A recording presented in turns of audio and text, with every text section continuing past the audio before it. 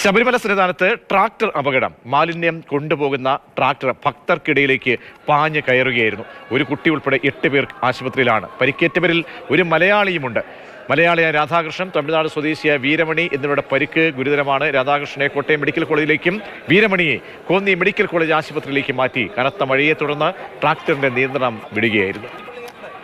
6:10 സന്നിധാനം പോയിന്റിൽ തന്നെയാണ് ട്രാക്ടർ മഴയായതുകൊണ്ട് കൺട്രോൾ വിട്ടിരുന്ന് ഇടിക്കുമായിരുന്നു. മൊത്തം 8 പേർക്കാണ് ഇഞ്ചുറി ഉണ്ടായിട്ടുള്ളത്. അതിൽ 2 പേര് സീരിയസ് ആണ്. ഒരു പയ്യനുള്ളത് അബ്ഡമൽ ഇഞ്ചുറിയാണ്. പിന്നെ ഒരു 69 വയസ്സുള്ള മെയിലാണ്. പുള്ളിക്കന്നെ റിബ് ഫ്രാക്ചറാണ്. മലയാളി ഒരാളേ ഉള്ളൂ. 2 പേര് തമിഴന്മാർ, 5 പേര് ആന്ധ്രാപ്രദേശുമാണ്. മലയാളിയാണ് റിബ് ഫ്രാക്ചർ ഉള്ളത്. അപ്പോൾ അതാണ് ഒഫീഷ്യലി റെഫർ ചെയ്തിട്ടുണ്ട്. അത് പമ്പയിൽ നിന്നാണ് ഡിസൈഡ് ചെയ്യുക. എല്ലാവരും പമ്പയിലേക്ക് പോവാം. അവിടെ നിന്നാണ് പിന്നത്തെ ട്രീറ്റ്മെന്റ് വഴി ഫർദർ റെഫറൻസ് നടക്കുക. മിക്കവാറും കോട്ടയത്തേക്കായിരിക്കും ഇവിടെ എല്ലാം പോകാൻ സാധ്യതയുള്ളത്.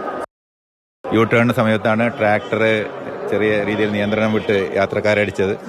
അതിൽ 5 പേര് ആന്ധ്രാപ്രദേശിൽ നിന്നുള്ള ആൾക്കാരും 2 പേര് തമിഴ്നാടുകാരും ഒരാളെ മലയാളിയുമാണ്. അതിൽ 2 പേർക്കാണ് കുറച്ച് കൂടുതലുള്ളത്. അവർ 2 പേരെയും ഒരാളെ കോട്ടയം മെഡിക്കൽ കോളേജിലേക്ക് മാറ്റിയിട്ടുണ്ട്, ഒരാളെ റാന്നി മെഡിക്കൽ കോളേജിലേക്ക് മാറ്റിയിട്ടുണ്ട്. വീരമണി എന്നുള്ള ആളും രാധാകൃഷ്ണൻ എന്നുള്ള ആൾക്കാണ് പരിക്കേറ്റത്.